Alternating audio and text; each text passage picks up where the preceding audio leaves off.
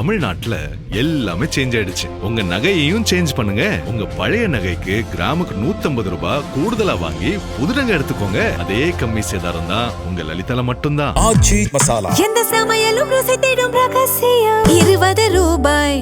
ஹாலிடேஸ்னாலே அது நம்ம ஜிடி ஹாலிடேஸ் தான். GT Holidays, South India's #1 travel brand. You know you are special when you're with GT Holidays.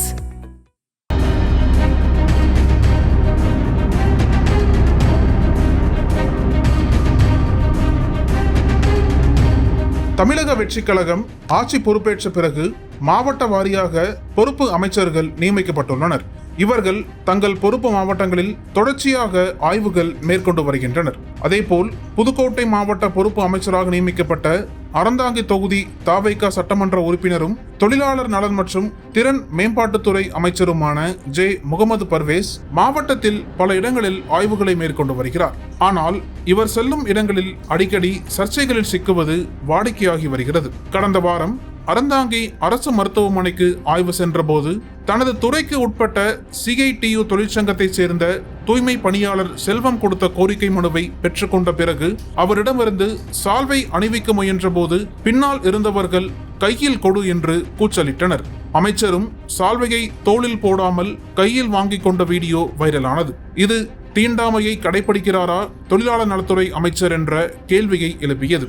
அதே ஆய்வின் போது ICU வார்டுக்குள் பொதுவாக யாரையும் அனுமதிக்காத நிலையில் பலருடன் உள்ளே சென்று வந்ததும் பெரும் பேசு பொருளானது. இதனைத் தொடர்ந்து சில நாட்களுக்கு முன்பு மலையூர் அரசு மருத்துவமனைக்கு ஆய்வு சென்ற போது பெரியார் படம் அடங்கிய காலண்டரை அகற்றச் சொன்னதும் பெரும் சர்ச்சையை ஏற்படுத்தியது.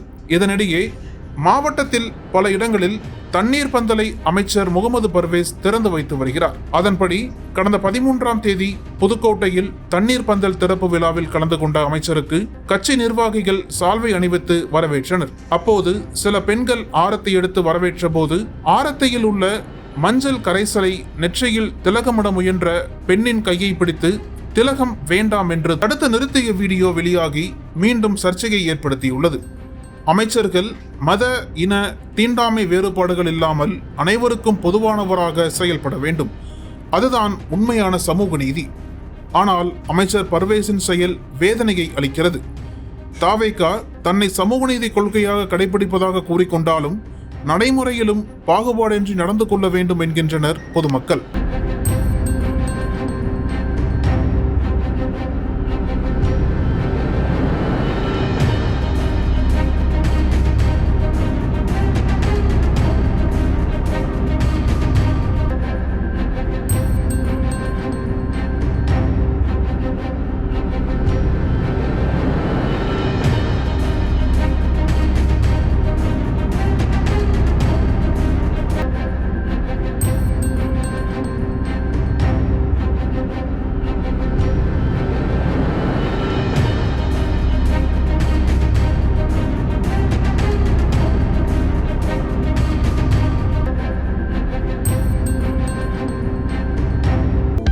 அனல் பறக்கும் செய்திகளை அப்டேட் செய்து கொள்ள நக்கீரன் களத்தை இப்பவே சப்ஸ்கிரைப் பண்ணுங்க.